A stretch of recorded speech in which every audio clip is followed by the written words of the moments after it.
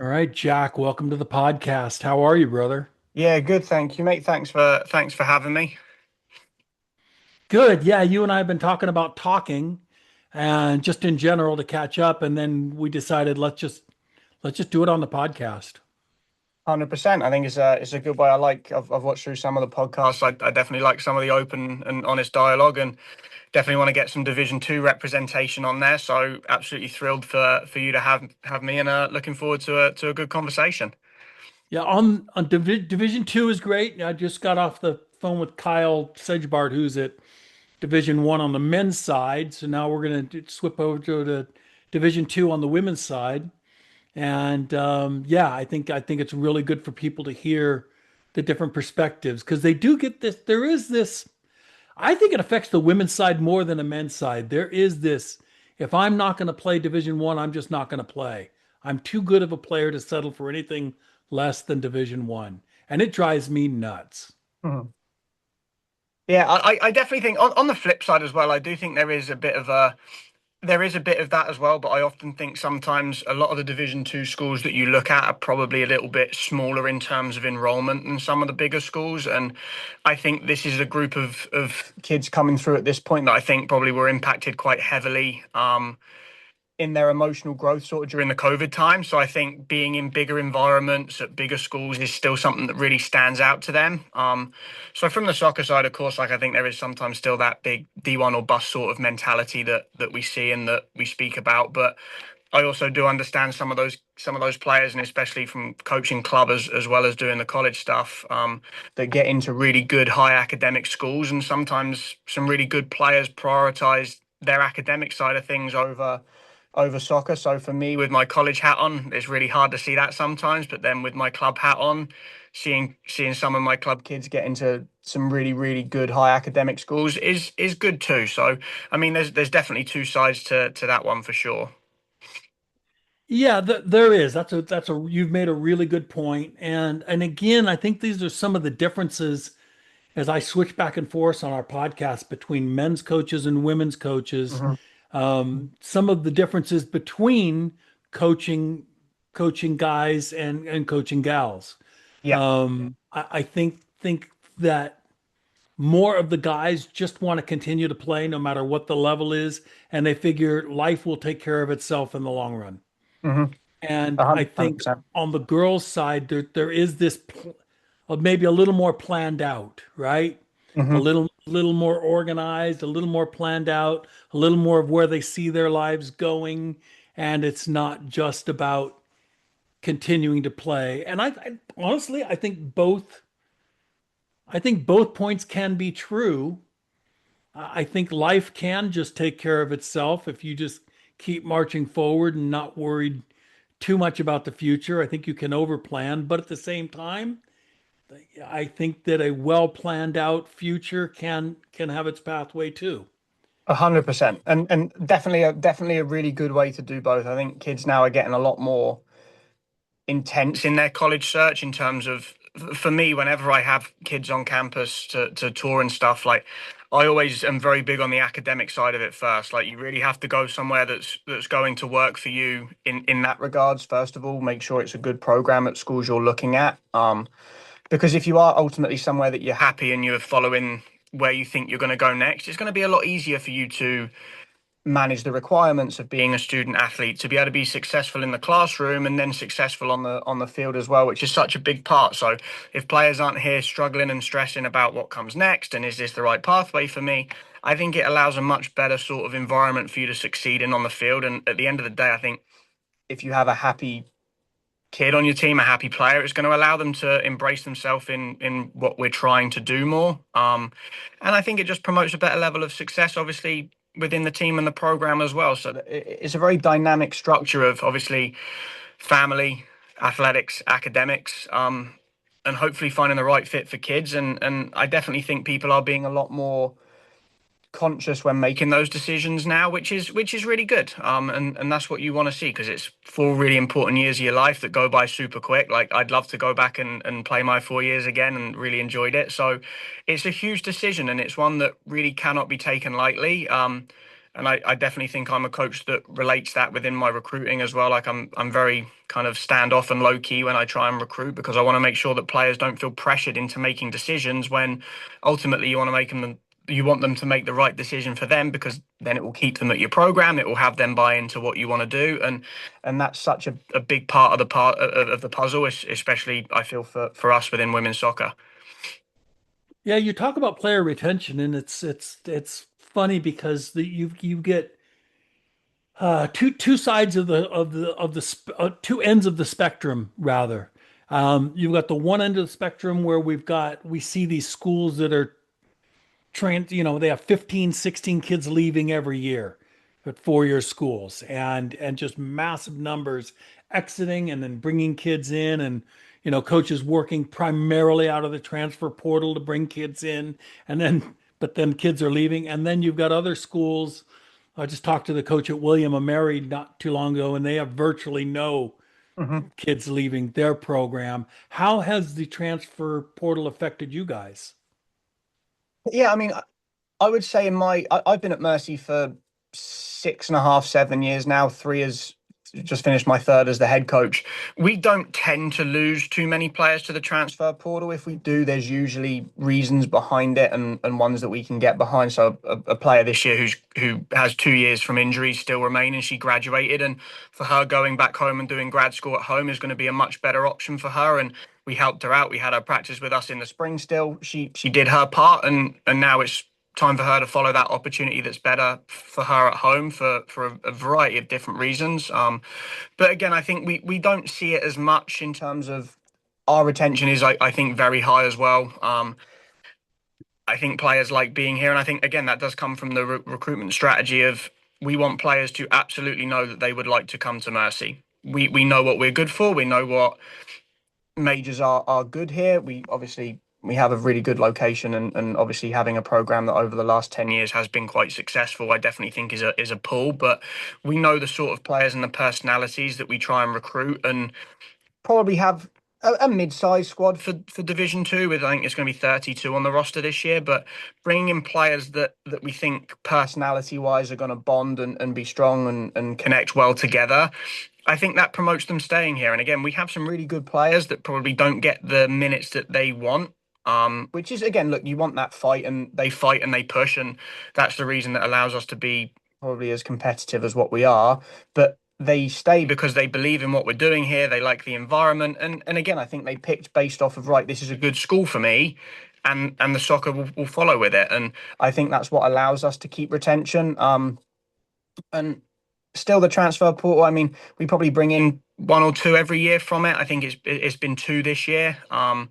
But and again, every coach has a formula that works for them, right? So there's what works here is not going to work somewhere else. What works somewhere else is not going to work here. Right. But for me, I think, especially at the Division Two level, which is very different now than Division One, with name, image, likeness, with obviously the conversations of the fifth year. So I'm definitely very aware of the differences in what is offered and what is reality in the different levels at this moment. But for me, it's just really making sure that you're bringing in the right players and you're keeping the longevity of it and staying in our lane of what we can do, right? So I think for me it's building a program allows us to have a successful team year on year, whereas definitely within the money and the confines of Division One now, it needs to be a good team every year. It can't be a program that for 2 years is building and then gets success because it's becoming a lot more of a cutthroat profession coaching soccer.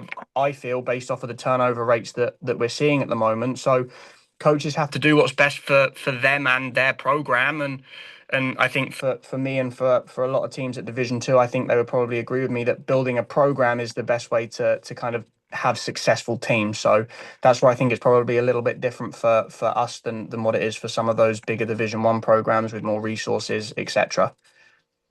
I think you made some really valid points. Yeah, number one, you talk about you got 30, 32 kids on players on your roster. Division One, most schools are capped at 28. Not all of them, Mhm. but most of them are. Most have opted in. And believe it or not, for people out there going, "Oh, what's the difference between 28 and 30?" It's a big difference. A When you big talk difference. about injuries, which we're all plagued with, every team's plagued with 2 to 3 injuries at a time. Players that aren't going to be able to compete this week. When you talk about discipline, you Hmm. know, being able to, if you're down to, the three goalkeepers, right, are automatically puts you two players short of being able to play in any given day, Hmm. really. So all of a sudden you're down to, 20, 26 available players, and then you've got 3 injuries. Now you're down to 23. If if if you've got players that need to be disciplined, which most of us do, for one reason or another, right? They didn't go to class, or they're struggling academically, or maybe they broke a team rule, or maybe they broke a school rule and they need to be disciplined. If you've got one or two of those going on at a time, man, all of a sudden you can't even play 11v11, which Hmm. makes it hard to train and prepare. So, Division One schools are kind of handcuffed in a way, like you said, with the 28-man roster. They need every player possible being able to, yeah, if she starts for me today, well, I'm not going to freak out. Hmm. The day of, yeah, I'll take these three players on my roster and we'll redshirt two of them for sure, maybe a third one. We'll have that conversation early on with them, and they'll be great when they're juniors, but it's going to take a couple years for them to develop. Can't happen at the Division One level like it used to, and that's the advantage that a Division Two program has, or an NAIA program, or junior college program, or Division Three program. That's the advantage that those programs have, is maybe they can take in a player that's clearly not ready right away to make an immediate impact, but in a year or two, that player can impact us, and in the meantime can still be part of something that we're building. 100%. And I think as well as that, when you look at like specifically Division Two and Division Three compared to Division One, the Division One season goes on at probably it's only 2 or 3 weeks, and that doesn't seem like a lot, but where our seasons are condensed, and realistically, I'm playing Saturday, Wednesday from our first game to our last game. Players need rest, players need recovery, and for me, if you have 28 players on the roster and you have 8 players that play 70 minutes on a Wednesday and you're going again on a Saturday, I know I can't put them through a full session on the Thursday. So when you take Right, that out and now you've only got 18 players at a session, and right. then we've got a really good nursing program here at Mercy, so on a Thursday we might not have some of our players because they're in clinicals. Then on a Thursday I go from having what is 22 players available to then 12 that can practice, and my ability then to keep those players that maybe didn't play on the Wednesday in game shape, because we might be playing a different opponent where someone might need to fill a role and we might switch up who's playing. We're then not giving them what they need also. So I think, and again, I'm not someone, we I don't have a vast array of assistant coaches and things like that. So I wouldn't ever go. Probably 32 is probably 2 players more than I would have liked going into this year, but it's just the way it's kind of gone for us. But I can't have that many players on the roster and be where we are with things. So it's 32 is a really good number for me, but the 28 one I definitely do see some issues and understanding with it, especially with the 5 year thing being spoken about again. I think that's going to obviously set recruiting back a little bit as well, which oh, I mean only time will tell, right? Yeah, and I haven't, well, Division Two consider, so when you're talking about the 5 year, for those that are listening that aren't quite sure what we're talking about 5 and 5, which means you'll get 5 years from the date of graduation, or 19 years old, whichever comes first. You'll get that to play 5 years, Hmm. kind of like they do in Canada. That's what they do in Canada. They give them 5 years. And Division Two was actually the first division to take a vote on it, and they decided to table it until 2028, I think. I think And so. and maybe that'll get revisited. I think it will. I think if Division One passes it, then I think Division Two will very quickly reconsider whether they want to do it. I don't think they'll wait till 28. And I think if Division One passes it, I think Division Two will pass it. I really do. Division One and Division Two are fairly closely aligned Yeah. in many ways, Hmm. and Division One typically leads the way, which is all fair enough. Division Three, I'm not sure we'll ever pass it. It's just a whole different Yeah. purpose for being. Um, is the way that many Division Three schools think of themselves, and I think the way that Division Three in general, the leadership council thinks of themselves as sport is here simply to augment the academics, not Hmm. necessarily coincide with per se, Yeah. but it's a way to let students blow off steam and have something else to do and to supplement the education piece, which we'll all agree that the education piece is really important, but the way that many students, I don't know, myself, my son, a lot of players that I know really only went to college so that they can continue to play. Yeah. And that's Yeah. And, why they went to school. yeah, and that obviously has to remain the forefront of it. Like I don't particularly think I have a strong opinion either way on the 5-in-5. Like I think the structure that we have at the moment obviously does work very well, and has done Yeah. for a long time. But do I understand it as well? Yeah, there's waivers coming everywhere. There's conversations everywhere. So definitely conversations that are way above my pay grade. But no, Fair. I'm very interested to see what happens from it. Especially when I was a student athlete myself, I served on the NCAA Division II Student Athlete Advisory Committee. And then from there, I was one of two of the students that were on the management council as well. So being privy to some of the conversations at that level was definitely an eye-opening experience for me, and made me really want to continue working in collegiate athletics as well. And that's why I love being able to be an assistant athletic director here as well, because I get to stay involved with the student athletes in general. So being privy to some of those conversations and how in-depth discussions are had, and the real thought of it, like I do firmly believe, especially at Division Two, that there's a lot of people in charge of the governance that really do want to make it the best experience for the student athletes. And I think that trickles down to the institutions that are in here too. So definitely a lot of trust for the people that are making those decisions. So we'll be interesting to see where it goes, and what happens if Division One do choose to put that into legislation, and to how quickly the conversation of Division Two following suit will commence. Yeah, yeah, and it is all speculation right now, and it does drive me crazy online when I see people on social media that, oh, this is happening for sure. It's like, no, it's not a done deal yet, and we don't know all of the other details either about the ages Yeah.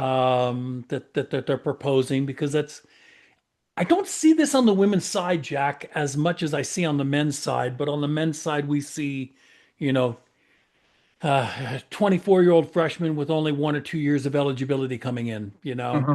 and all they're doing is, frankly, all they're doing is trying to extend their careers because they want to play pro and they haven't made it. So they're trying to just keep that clock running and see if they can catch somebody's eye at some point. And but we don't see that as much on the women's side, not even close. No, I'd agree, and that was really the same kind of when I played.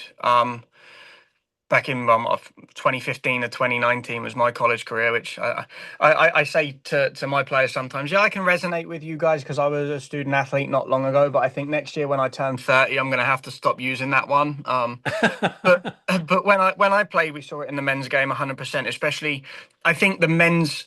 Although the women's program is the women's game is getting slightly more international, I do think the men's game there is a real heavy international core of players, and you see a lot of those players coming over from Europe that are coming over and as 22, 23-year olds. And the truth with that is men against boys at that stage. When you're 18, you're playing against a team full of people 5 or 6 years older than you. Like sometimes for us, that was very it was intimidating, and we knew what we were coming up against, but it doesn't prepare you for that different level of physicality. So, yeah, I definitely, I'd be lying if I said I wasn't glad that wasn't something that we had to deal with in the women's game, because I know as a player it was definitely something that we found quite intimidating, especially my freshman year when I'm 18 and I'm playing against a striker that's 26 and 6'4". and very good for that matter. And this was at Division II at that stage. So, yeah, definitely happy that that's not something that we see too frequently in the women's game. Yeah, and even the international thing. I mean, yeah, we get international players coming in on the women's side, but it's only, 15% as opposed to almost 40% on the men's side. Mhm. So, and I think part of it is that it's only fairly recently that European countries and South American countries and even Australia and such have started to care about the women's game.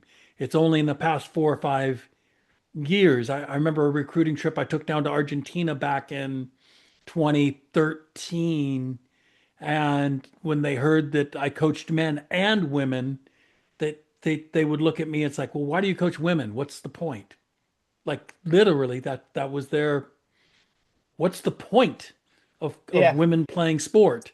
And that was relative, 13 years ago, not that long ago, that many European countries and South American countries and really felt that it was a waste of time, effort, and energy for women to play sport and take us to 2026.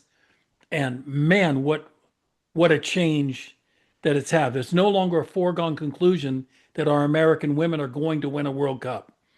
It's No, it's no longer a done deal of, well, it's between Norway and the US, which is the way it used to be. It's wow. Could be Spain, could be Germany. Brazil's gotten much better. Argentina's gotten better. So it's a different world than it was, but it still hasn't really flowed into American college sports yet. It's most likely a roster is going to be filled primarily with American girls, yeah. women. Yeah, I'd agree with that. And I think if you look back, and again, yeah, we're saying 11 years ago when I moved over here, like I think soccer was so high up. Um, Women's soccer was so high up as an American sport, and I think across the world, even for me in England, it was like a group of three or four sports that the more athletic girls that were playing. And I think now it's football has got soccer. I'll say football sometimes. Football has gotten a lot more popular amongst women around the world, and I think a lot of other sports here have got a lot more popular here. So I think like, and again, if you look at other sports that are really successful here at Mercy, our softball team just had a really good year. Our women's lacrosse team are always a really strong contender. But I think those sports have got a lot more participation in the last 10, 11 years because there's a lot more offerings, which again is great. Like I love dual sport athletes, especially amongst high school players. Do I think that we get them as much coming to this level? No, but I think there's so much positives that you can take from it. But I think there's so much empowerment for female athletes within sport, and that's a really big part of it. And one of the things that I love the most about the job is working with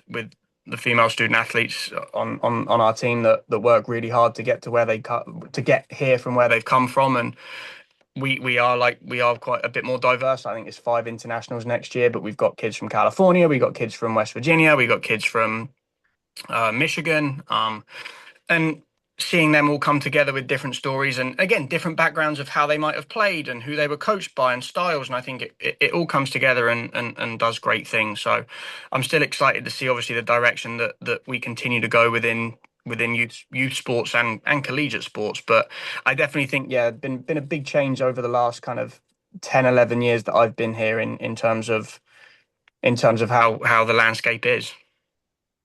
How'd you get involved on the women's side? So when I graduated in 2019, I came over to Mercy as a grad assistant with the men's program. Really enjoyed it. My background, I was a goalkeeper, so did a lot with the goalkeeper coaching and just kind of started to get involved with the women's team as well, and then transitioned more as to an assistant coach with the women's program. And just really enjoyed it. I think, and I don't know what it is. I think my coaching style has gone quite well with female athletes, which I really enjoy. Yeah, I just really enjoy doing it. I like the process of the recruitment. I like watching. I like being a part of it. I think the way that I like to do things, like I think I'm quite a hands-on coach in terms of how we do things. I think the girls will know what exactly I want of them. And just really enjoyed it. I think as an assistant coach, we were really successful here. With Danny as the head coach, who I think been instrumental in me kind of taking the reins on my own and kind of running with it. But really enjoyed how he recruited the way that I like to play. I think we get the girls in that do it, and just kind of got on the saddle with the women's soccer game, and I think I've really enjoyed it Right. and want to keep running with it. Like I'm super fortunate to have got a head coaching job at a program that over the last 10 years has been as successful as this, especially at I was 25 when I got the job. So getting that opportunity is one that I'm super grateful for from our staff here to have given me that opportunity. But just trying to run with it and keep it going. Last year kind of was the biggest taste of success that I've had as a head coach here, and just hoping to build on it. But really enjoy it, and I still stay involved with the men's side here as well. Like me and Pedro are exceptionally close, and definitely are at each other's games a lot, and we'll help each other out with practices. But I just love soccer. I love soccer. I love being involved with it, and I think obviously trying to put a bit of what I've learned and what I've seen into some other players as well, and have really enjoyed it. What adjustments have you had to make moving from the men's to the women's side? What differences have you noticed and what adjustments have you had to make? That's a really good question. I think obviously the women's game is a little bit different. In terms of, I definitely think the men's game has got a lot more direct and physical. Whereas the women's game, for me, not so much. Like I definitely am a coach that likes to play a lot, so we try and bring in the right players that can do that, but also compete physically. In the way that we're playing here. So definitely the type of player that we look to bring in, and then obviously look with the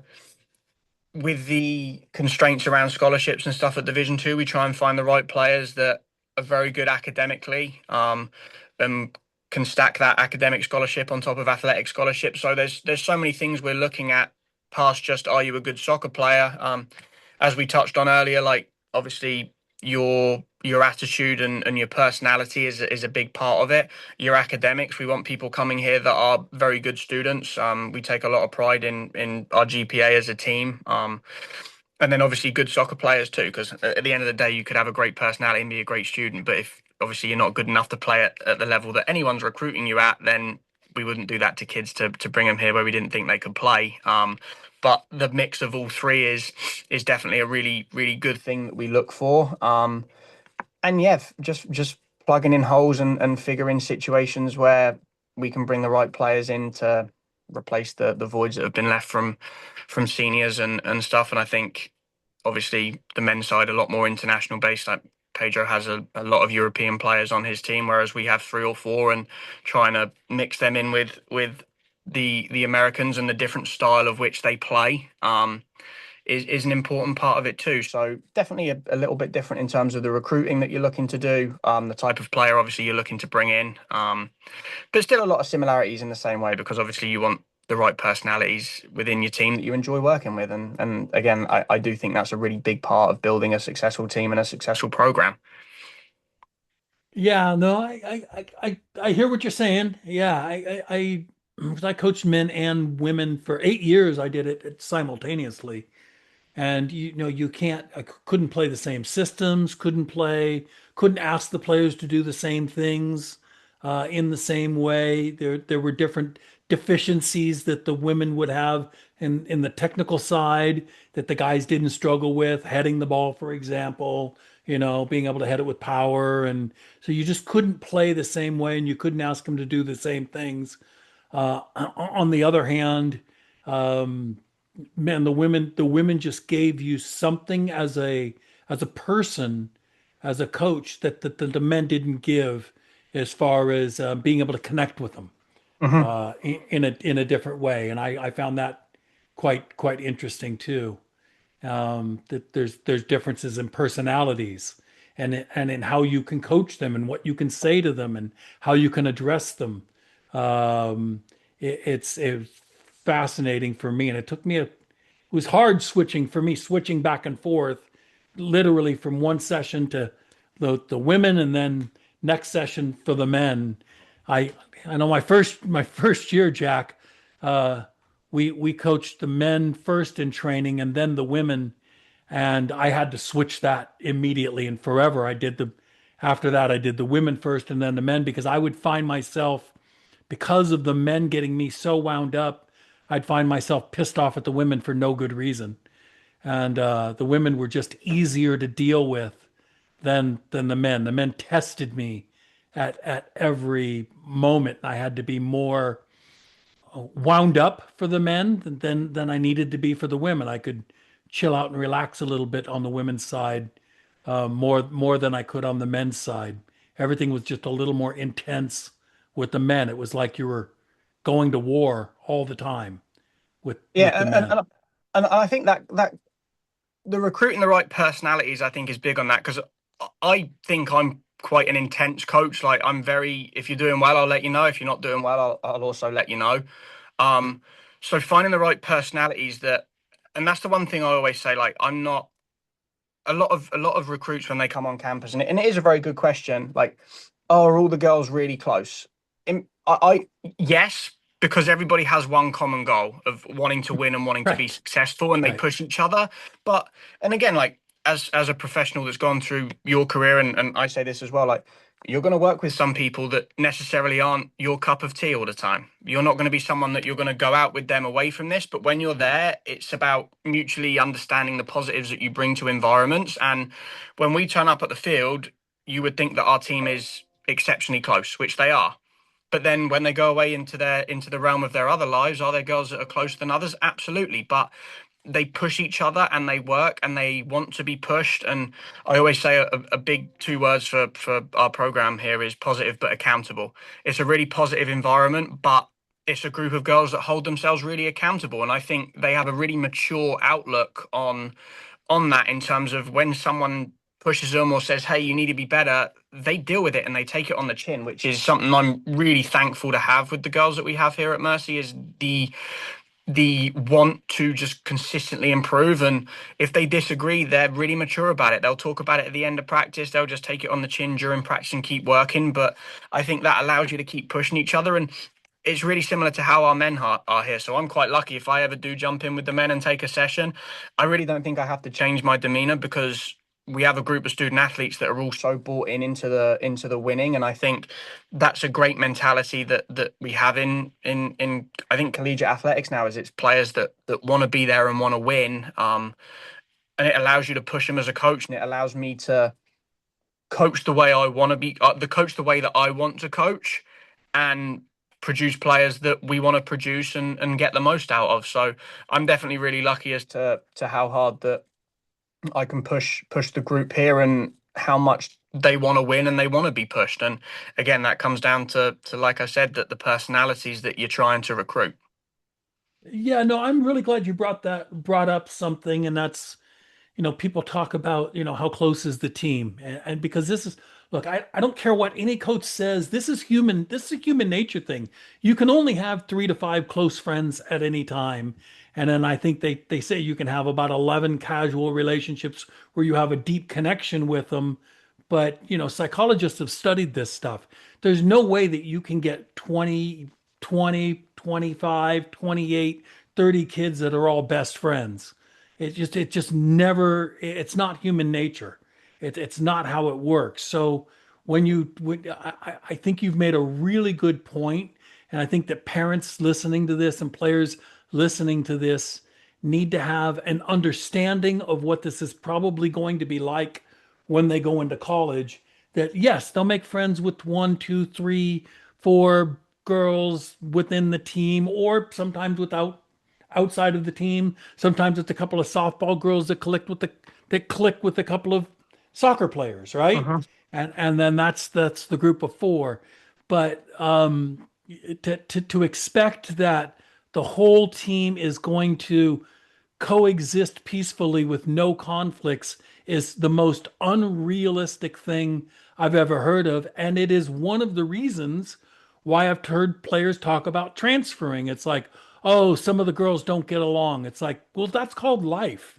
Mhm. That's normal. If you've got a family, a big family of cousins and 5 or 6 brothers and sisters and a bunch of cousins. There's going to be a bunch of people in that family that don't get along. Now, it Hmm. doesn't mean that you can't still like each other, Yeah, 100%. but And like, but it what means what you just can't have those conversations about the things that you don't agree with. That's and all. what you just said there is a big part of it too, because I actually think, again, not being like always together and stuff, and being all pally pally with everybody, I think allows us to have such a good environment at practice, at games as well, because you're not bringing things from the outside to those environments. I Right, think when we need right. them, and we want them to be close. Like, I know for a fact, player 1 through player 30 on my roster will have the back of every single person on that team, and I know that because of how they are. They buy into what we want to do. They have one. Everybody has at least one thing in common, and that's the reason that they're here. And there has to be a level of understanding that you're gonna come from different backgrounds. You're gonna be from a different place. You're gonna have different thoughts and views on different things in life, and that's absolutely normal. But then bringing those people together and then having a team atmosphere, that's the amazing part of it. Is you can bring people from different environments into those situations and be okay with, right, I might not get on with that person that well. I might not be on the same page as that person. And it's funny, like, I know like we like our team building stuff. We do some cool stuff in pre-season, but I like to take more of a back seat on that. And the funny thing is, when I stopped doing mandatory things, they started doing more stuff on their own with team bonding events. Like, once I stopped mandating things, you start seeing more team events pop up. Oh yeah, we were 25 of us were here doing this. We were all here doing that. We were all here doing that. And I'm like, that's what I want. I want you to want to do it on your own. And I think that's then when you make more meaningful relationships. And again, whether that's a super close one or an acquaintance that you respect a lot as a teammate, that's just what you want to do. And I think that's a really important thing to understand and relate, that you're not going to come into a situation where it's everybody's best friends, everybody's pally pally. Because again, at the end of the day, you have some really good players that aren't playing, and that's going to be a different relationship with. You might have roommates that your sweet mate is playing 90 minutes every game and you're not, and that's going to create issues. And I think when you're not the best of friends, I think it kind of negates those issues a little more, and allows you to have a lot more level head about things, while still having people that you can talk to and confide in, about not just soccer but also stuff that's going on in your life as well. And that's obviously another important part of a very large piece jigsaw puzzle of college athletics and being a head coach of any sport and any program. You're so far ahead of where I was at your age. 'Cause I didn't seriously say this is what I want to do for a living, coaching in college, until I was 34. So, yeah, to hear you already probably 10, you're probably 10 to 15 years ahead of where I was, um, at your age, because it's so interesting that you said that things started to get better when you stopped dictating so many things to your kids, making things mandatory. When I was 34, 35, 36, I wanted to run everything. I wanted everything run my way with the team, from how much, how we did team bonding and what I wanted them to do off the field and how I wanted them to run things.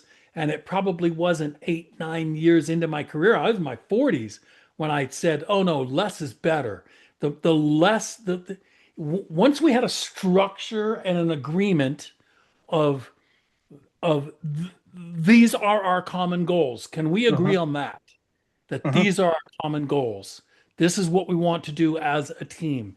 And that was, be number one team in the country. That was always where it came down to. It's like, no, winning the conference title isn't squat.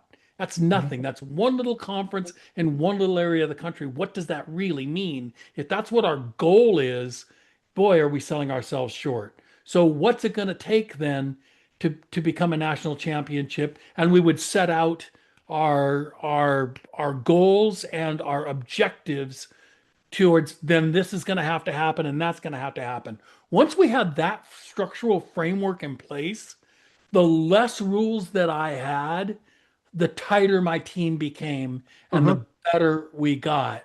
So to hear you at your age already have some of that figured out warms my heart. I mean, Well, it makes it, me it, say to it's myself, this is the future. Your coaches like you it's that's our future of the I, game. I appreciate that, and it's really funny. Like in 2 or 3 years, I think I've learned a lot with obviously more responsibility as a head coach, and like we obviously talk through what our kind of goals are, what we want to, not even just on the field, but like the mantras that we want to have of our program. And I think, excuse me, after my second year, so the fall of 24, I sat there and I'm reading through these things, and I'm like, I'm asking them to do things that I definitely am not doing myself, and that's the hardest part. And like, it's one of I those love that I that think vulnerability. I love is that. it. I'm a big believer of growth mentality and always trying to learn something every day. And I think blinded by the light of being, oh yeah, I'm a head coach at 25, I'm loving it, and I'm like, I wasn't open to learning things from them as well. And I think that's such an important part of being a head coach is you want them to learn from you, but I want to learn from them as well, right? What can I do differently? How can I change things? And I think, and one of the ones from last year, like trying to obviously play a certain way and do certain things. And I have one of the players in the office, and Jack, what we're doing works in certain situations, but against this team and watching film, like I don't think it's going to work. And I'm sat there and I'm like, it's been working all season. Like, what do you mean? And then she showed me stuff, and I'm like, oh yeah, you're right. It's not going to work if we do it the way we have been. And like seeing a kid then look at me and be like, she was like shocked that I was like, oh yeah, I'm wrong. You're right.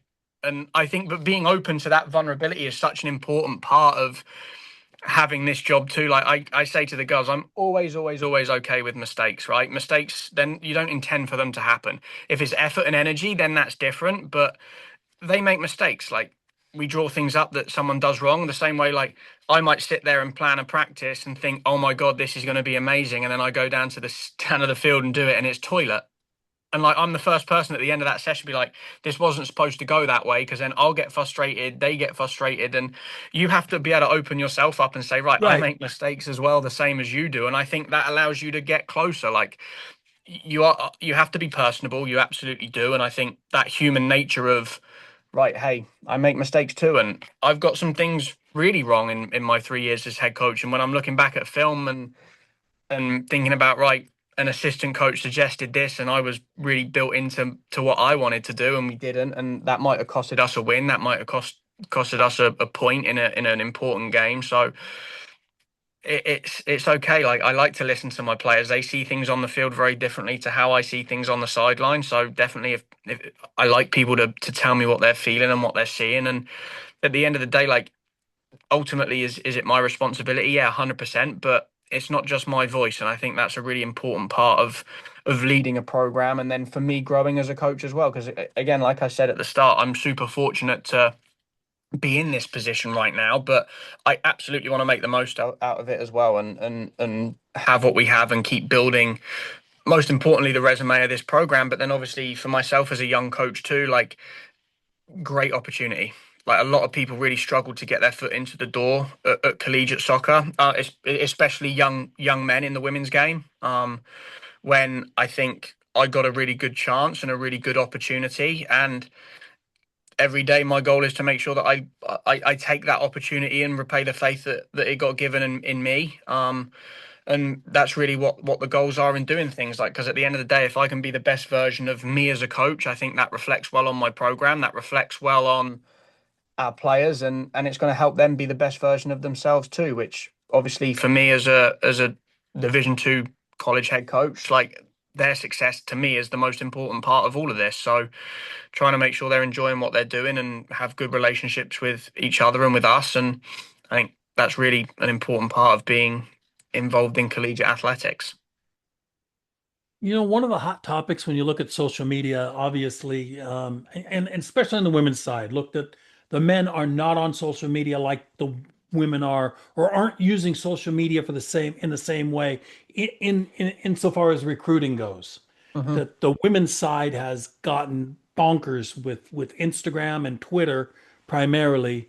Women posting everything about themselves and every even games and schedules and film highlights and tagging every coach in the country and trying to figure out how to get themselves recruited, which is funny to me. It's ironic because on the women's side there is the demand for players outweighs the supply of players.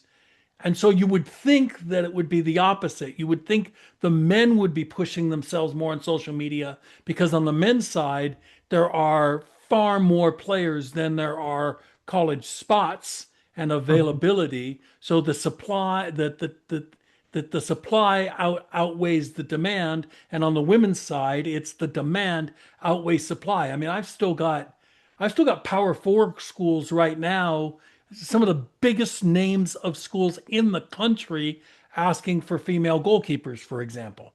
Now, Yeah. here today, can't find the goalkeepers that they need, or can't find the center backs that they need, or everybody is looking for a striker, a goal scorer. All right, Always. who can get me 24 points next year?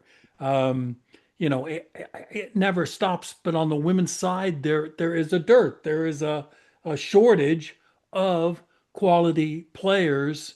So, what's your recruiting strategy? We hear online, well, you've got to play ECNL. That's the only way you're going to get recruited is to play ECNL. And I always rebuff at that because I have found all Americans that were playing in nothing leagues. I mean, literally a league that nobody's ever heard of leagues, and they are all Americans out there. But some coaches, will only recruit ECNL. That's it. They won't Yeah. recruit. Transfer portal and ECNL is it. Yeah, I think it's always funny, right? And I think we had a good year last year. Obviously, second round of the NCAA tournament, top 25 in the country for a good portion of the season. I don't think I have one ECNL player on my roster. I think for me, finding we have a lot of players that, from our perspective as staff, are probably some of the better players from the better ECRL clubs. Sprinkled in with some kids that, again, like some of our transfers played ECNL and played Girls Academy, and then some Division One internationals as well in there. But look, again, part of it. Do I think Division Two sometimes is finding a diamond in a different, like in the rough? 100%. But there's so much good soccer. I do think that that the map of girls soccer at club level definitely is very jaded and makes it really difficult for college coaches to kind of know the best place to go. I think it's so spread out at this point where selfishly there probably has to be a better way Yeah, to bring it back into a situation where it's easier to obviously recruit, but then less travel. You're playing the best players in the best teams against the best players in the best teams, and you're not going to a showcase and watching a top bracket game that ends 9-0. Like, nobody gets nothing from that. right. But I definitely think, look, there's some tremendous players that play ECRL. There's some tremendous players that play USYS, that play MPL. And it's about finding the right fit and the right things. We just had a player graduate last year, Anaksu Dixon, who's just graduated here with the points record, the goals record, the assist record, every record at Mercy. And she was playing on the second team of a club that played in USYS when she was getting recruited. So those players are there, and I think that's, for me, like finding the right people that fit the right way to do things and be successful is one of the reasons that's helped us be successful, because you can sit there as well. There are some players on ECNL teams that aren't as good as players on RL teams, that aren't as good as players on EDP teams, as MPL teams. Is that frequent? Probably not as frequent, no, but that is the case. So finding those players is important, in the same way that some of the best clubs in ECRL can compete with some of the mid tier, sometimes even the stronger tier ECNL teams. Like, that's on a bit more of a rare basis as well, but finding those clubs and those teams are important as well. So, and again, don't get me wrong, is it like I'm not taking ECNL players? No, but I think my ability to bring in stronger players from other platforms is more frequent, because I think obviously a lot of the ECNL players, I think D1 is more of the goal, and there is still sometimes that D1 mentality around things, which again I do completely understand. But finding the right players from the right environments and probably working hard to locate that, and and spending our time wisely is important, because I think obviously some programs have the luxury where kind of I think sometimes the recruiting gets done by itself because of how good the program is where you are or what you're doing. And we definitely have to work hard to bring in the players that allow us to compete at the level that we want to compete at. Obviously as frequently as we do, and we hope to continue doing. But yeah, I think you got to find the niche for you. You got to find kids that I think work with the programs that you have. Like we've got great nursing programs. I know there's some programs that really do frown upon taking players that are in that health science sort of a nursing way, where they're going to miss class, they're going to miss practice for classes sometimes in clinicals. Whereas for us, our nursing program's great. So if I can bring in a really good player here, but they might have to miss practice once a week, that's something that I have to live with.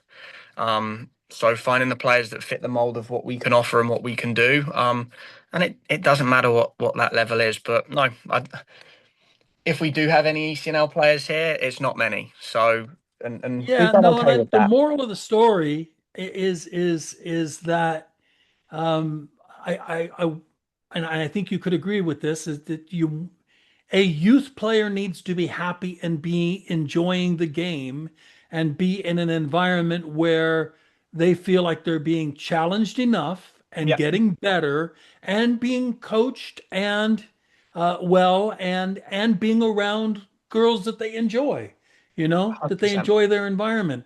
Because so for these parents out there listening that think the only way that their kid is going to play in college is to drive 4 hours to an ECNL practice 3 days a week, be in the car for 8 hours, and this has to happen, and they're going to have to spend, $25,000 a year for their kid to fly all over the country, that this is the only way that it's going to happen is it's a lie. It's a lie. It's a lie Hmm. being sold by people who make money off of parents believing it.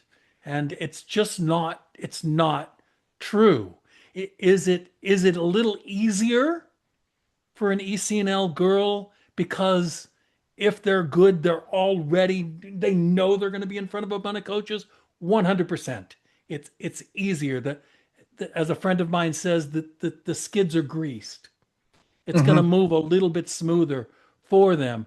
On the other hand, if you're playing on a struggling ECNL team that isn't very good and you're the 15th player on the roster, it's going to be maybe harder for you than Hmm. if you're standing out on an NPL team or and or on an EDP team. You're not going to stand out and you're not going to get that leadership piece built into you of being able to help lead the team, and maybe because you're not playing as much, maybe you're not developing as well.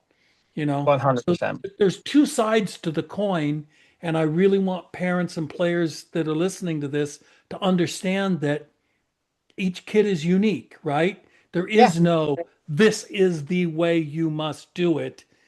Uh, and having you on was, I thought, really important for especially on the women's side, for people to hear that you can play college on a highly successful college team, even if you haven't been part of the pathway that everybody tells you you must take.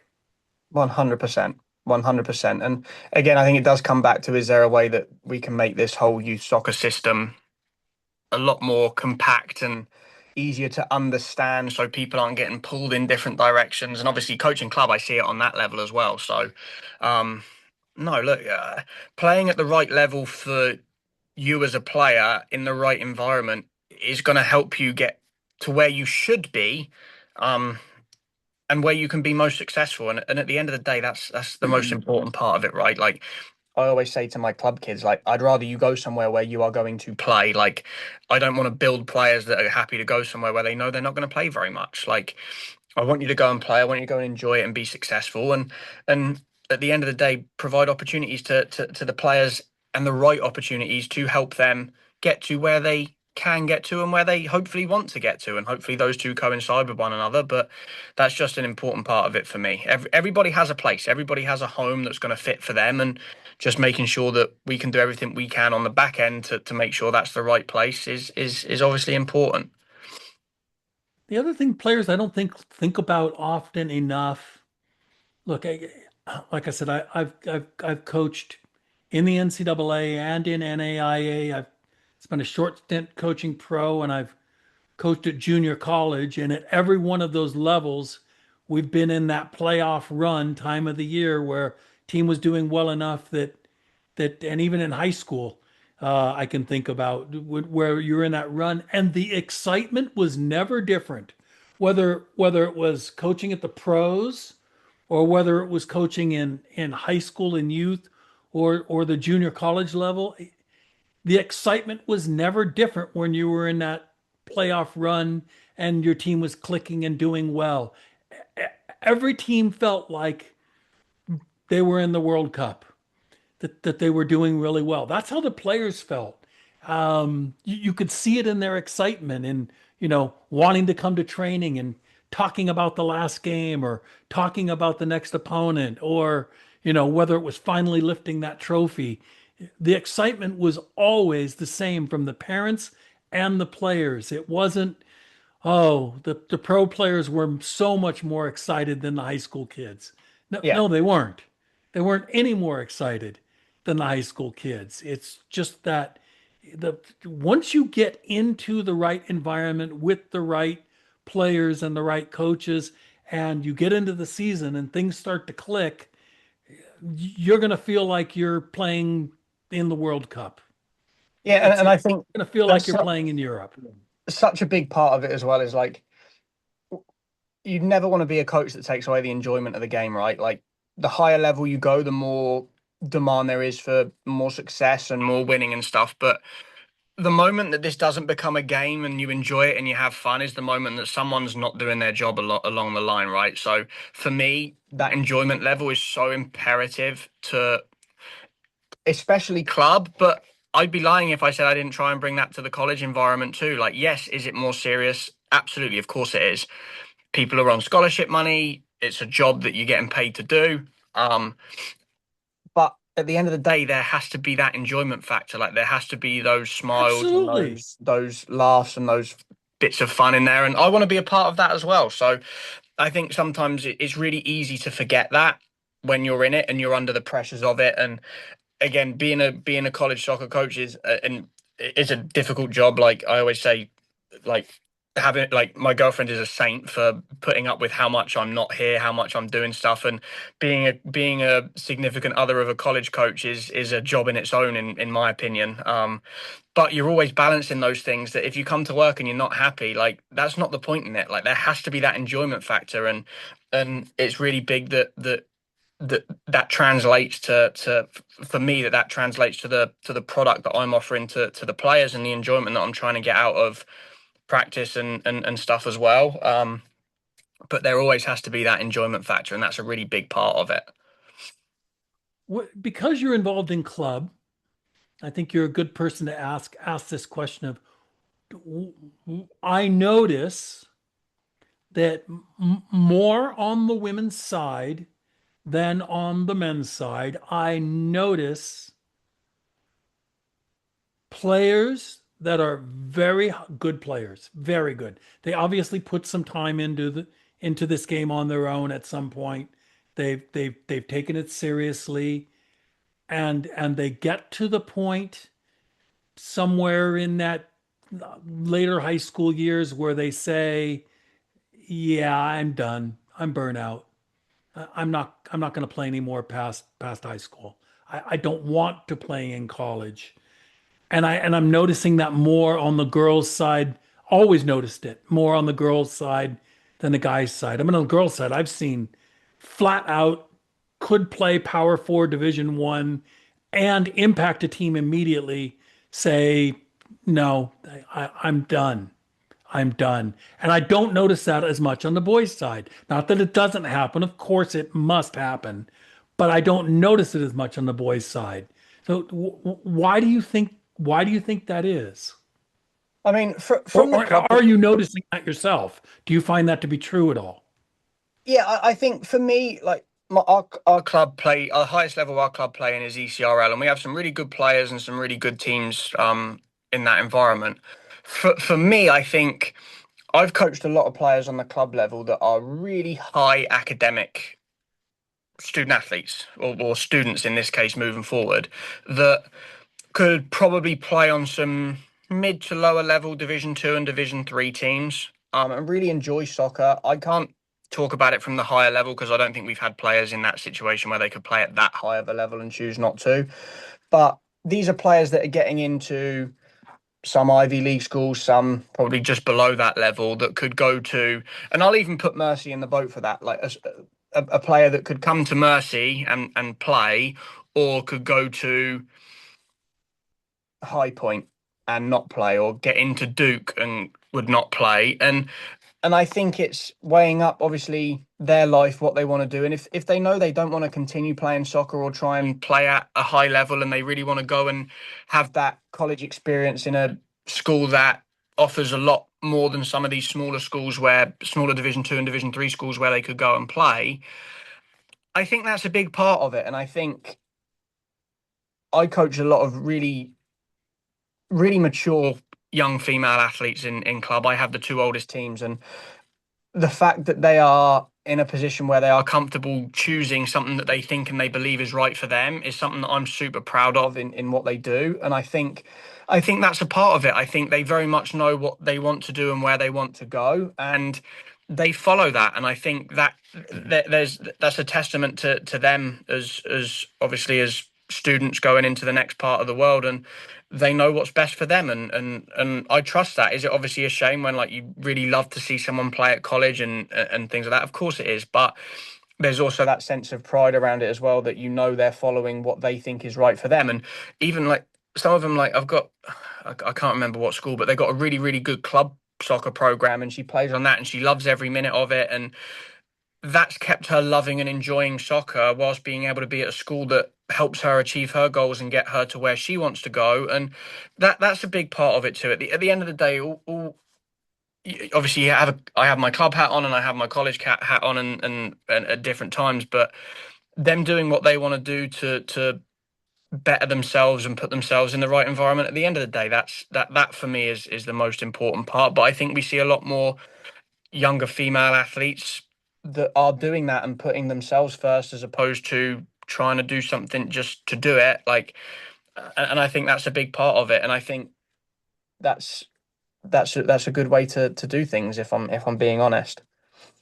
Yeah, and honestly, I'm with you in that I've got a lot of respect for mature young players that figure that out. I've got a young man that we were helping that got into Cal Berkeley, but he was never going to play at Cal Berkeley and decided exactly the same thing. He decided to play Mhm. club at Berkeley, so that he could get the education that he wanted. And I've got a lot of respect for that. I I encourage constantly. I encourage uh, young players to have open conversations with their parents Mhm. about what's important to them. And I think the other part that you haven't touched on, but I do think it's out there. I think there is this burnout with some of these kids, and I think we've got kids that are tired of soccer being their entire life. Like, I Mhm. had to miss my junior prom because of soccer, and I had I didn't get to date as much. I didn't get to hang out with my friends as much. I didn't get to do, I didn't get to do, I don't know, debate club or be part of these social circles or do as much with my church or whatever because of soccer. And I just want to be a normal kid for a while. I just want to be a normal student for a while, and I'm tired of it being my whole life. I think there is that. We've created that with ECNL and with GA, and we've created that because there's a lot more traveling, and in some areas of the country there's a lot less teams, so that means they have to travel more for practice. And I mean, I literally talk to parents who travel 3 hours one way and 3 hours the other way to a training session and they're asking me is when do I decide if that's what we need to do if we want to play in college? And my answer is always, as we've discussed earlier, never. You don't ever have to do that if your goal is just to play in college. If your kid's good, there's other ways to figure this out. Yeah, But I think that burnout piece is also happening. And I think it's part of what we are seeing with the transfer portal yeah, because the statistics that are coming out of the transfer portal are not really encouraging, Jack. no, If a player is wanting to continue to play, in that it's somewhere, it varies every year, but somewhere between 40 and 50% of the players that enter the portal never come out of the portal. yeah. It's as the joke is not a joke, but it's where some players go to die as far as their careers go. And I think part of that is by player design. It's got to be hard, and I really feel for these players, but it's got to be hard to tell mom and dad, yeah, you invested $100,000 in my youth career, and I'm done. I don't want to play in college. So the result is mom and dad, well, come on, you can't really be done. Just try it. Try it for a year. Just go into college for a year. Yeah, yeah, I'm really done. I don't want to do this. Well, just for a year. Just try it. You don't want to be, you don't want to regret. You don't want to have regrets. At least try it. So they go and they say, it's miserable. I want to enter the portal. And then they never leave the portal. That's it. It's their way of telling mom and dad without telling mom and dad.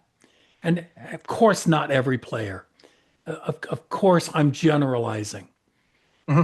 but Yeah, there's and I a think, there's a good I, chunk of players out there. There's a good chunk that I think this applies to.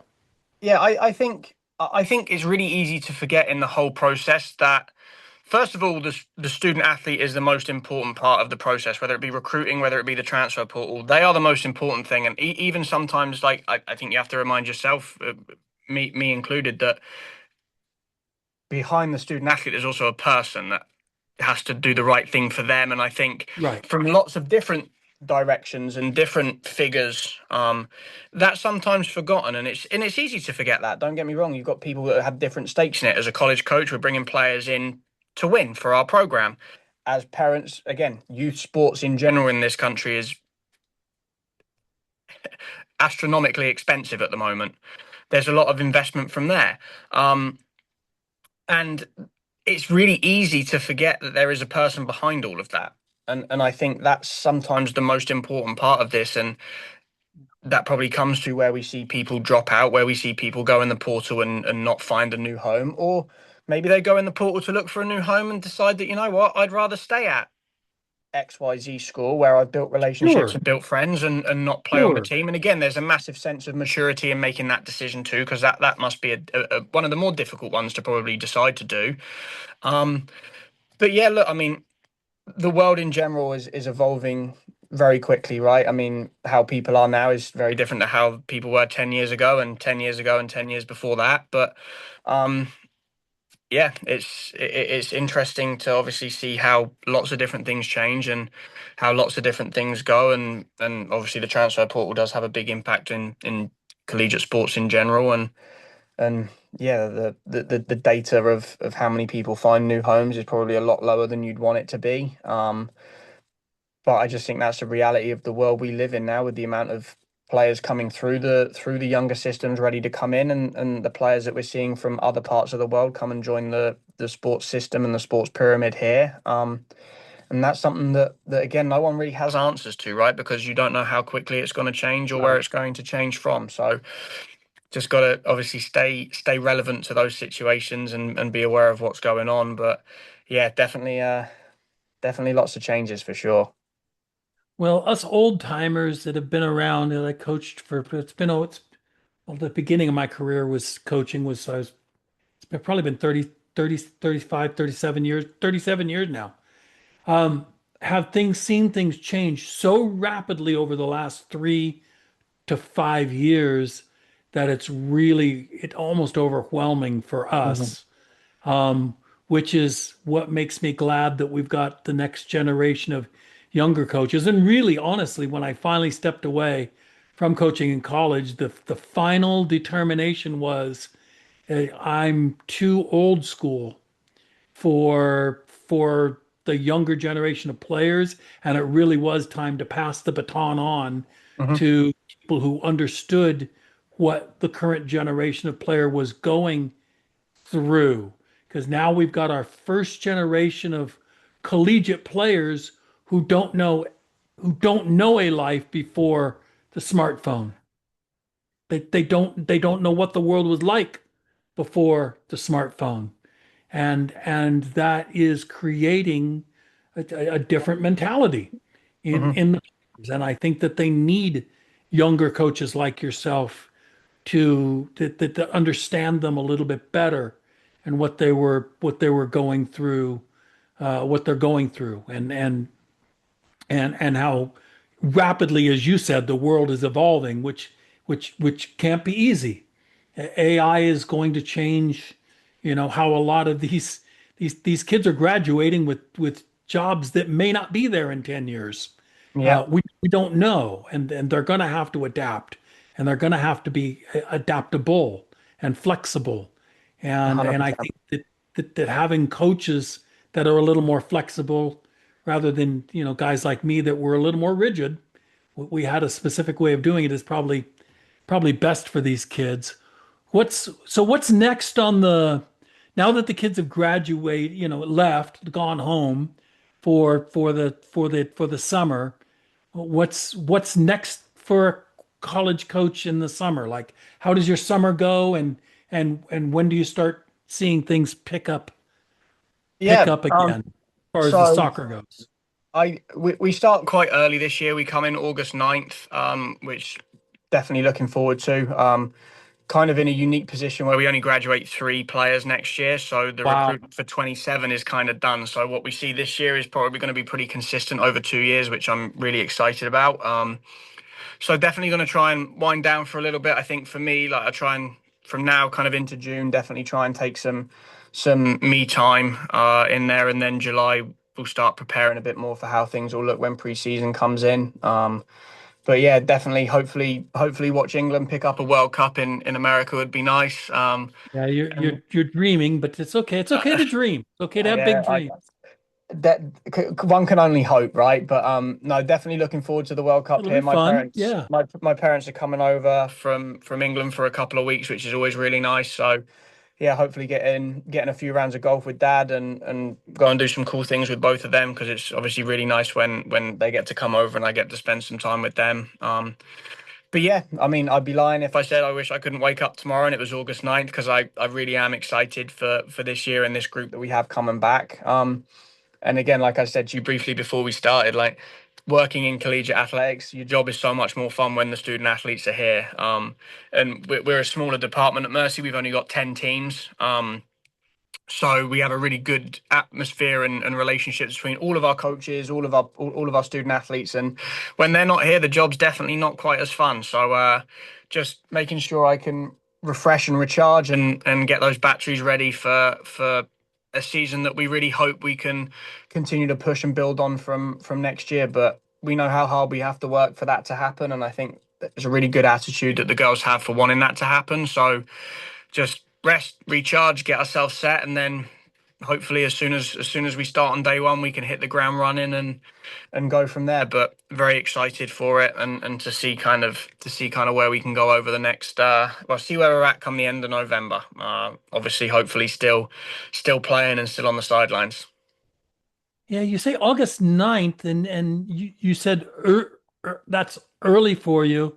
It's crazy because Division 1 now is almost a month ahead of that. Yeah. And it's so wild when people don't understand, but that's why I love these conversations.